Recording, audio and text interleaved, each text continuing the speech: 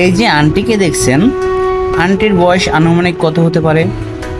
70-80, এরও বেশি হতে পারে, আমি শিওর না। এই বয়সে সে এখনো বোতল কুড়িয়ে খেতে হয়। সে যদি একদিন বোতল না কুড়িয়ে থাকে তাহলে তার না খেয়ে থাকতে হবে। তার ইনকাম করার মতো কেউ আর নেই, সে শুধু একাই। এবং তার ছোট একটা নাতি আছে যার বয়স 4-5 বছর হতে পারে বা 5-6 বছর এমনই হবে। তো তাদের পুরো সংসারের দায়িত্বটা শুধু তারই। তো তার নাতি তার খাওয়া দাওয়ার জন্য তার একমাত্র ইনকাম হলো বোতল কুড়ানো, বোতল কুড়িয়ে খেতে হয়। বোতল না কুড়ালে তার না খেয়ে থাকতে হয়। যেমন আজকে সকাল থেকে এই পর্যন্ত, এখন বাজে বিকাল প্রায় 5টা 5:30, এখন পর্যন্ত সে না খেয়ে আছে। তার মানে সে আজকে ইনকাম করতে পারে না, আজকে না খেয়ে আছে। আর যেদিনকার ইনকাম একটা বোতল কুড়াতে পারবে না, সেদিনকার টোটালি না খেয়ে থাকতে হবে। তো মানুষের কত ভাগ্য দেখছেন। সবাই কিন্তু একরকম না, কেউ পেয়ে খায় না আর কেউ খাওয়ার জন্য সারাদিন খেটে বেড়ায়। তো এরকমই ওনার অবস্থা। ওনাকে যদি কেউ সহযোগিতা করে তাহলে হয়তো খেতে পারে, বা উনি কারো কাছে কিন্তু টাকা চায় না যে আমাকে সাহায্য করেন বা ভিক্ষা দেন। অনেক লোক আছে যারা খেটে খেতে পারে তারপর ভিক্ষা করে খায়, মানুষের কাছ থেকে চেয়ে খায়, কিন্তু উনি কিন্তু কখনো মানুষের কাছে চায় না। উনি বোতল কুড়াইয়া যা পায় সারাদিনে তা দিয়ে ওনার সংসার চালায়, ওনার নাতিকে দেখাশোনা করে।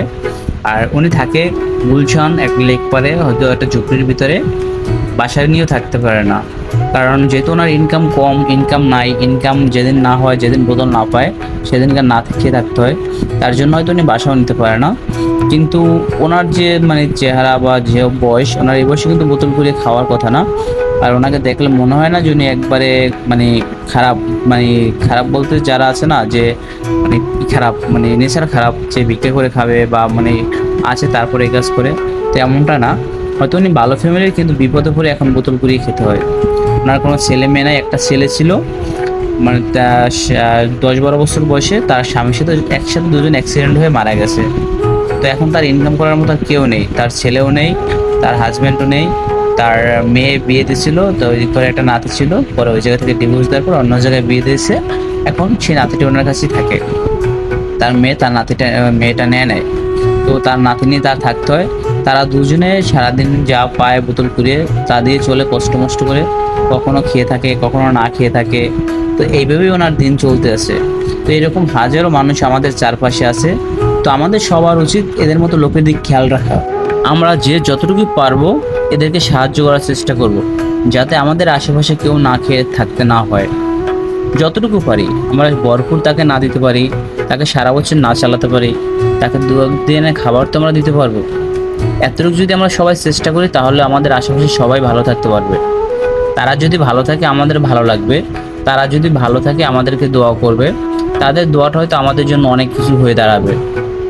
তো আমরা সবাই ভালো মন্দ যাই করি না কেন, গরিব অসহায় মানুষকে সাহায্য করলে এটা কিন্তু ঈশ্বর হোক, আল্লাহ হোক, আমাদের দিকে একটু অন্যরকমভাবে পাপগুলো মুছাইয়ে দেওয়ার চেষ্টা করবে।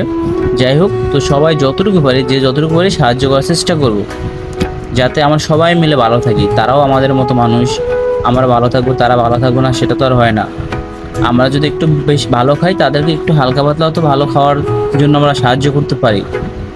এই যে ওনার মতো লোকটা সারাদিন বোতল কুড়িয়ে কয় টাকা পায়? 100-150 টাকা। তাতে কি হয়? 2টা মানুষের বাসায় থাকা, খাওয়া দাওয়া সব কিছু মিলেই খরচ আছে। তো আমার কাছে বেশি অর্থ ছিল না, আমি যতটুকু পারছি দিছি। তো কেউ যদি পারেন ওনাকে সাহায্য করবেন। উনি রামপুরার বাড্ডা গুলশানের সাইডটাতে ওনাকে অ্যাভেলেবেল পাওয়া যায়। তো যদি কেউ সাহায্য করার মতো থাকেন, যে সাহায্য করবেন ওনাকে, অবশ্যই সেই জায়গায় যে ওনাকে খুঁজলে পাবেন, ওনাকে 10 মিনিট হাঁটলেই পাবেন।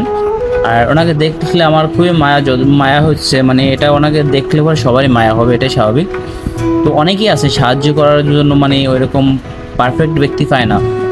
তো আমার মনে হয় যদি আপনারা সাহায্য করতে চান ওনাকে সাহায্য করতে পারেন, কারণ উনি কিন্তু কারো কাছে হাত পাতে না। যারা হাত না পেতে কষ্ট করে চলে তাদেরকেই প্রকৃত সাহায্য করা উচিত। অনেক আছে সুস্থ একদম স্ট্রং, তারপর মানুষের কাছে চেয়ে খায়, সাহায্য চেয়ে খায়, তাদেরকে সাহায্য না করাই ভালো। ওনার মতো মানুষ যদি সাহায্য করবেন, আল্লাহও খুশি হবে।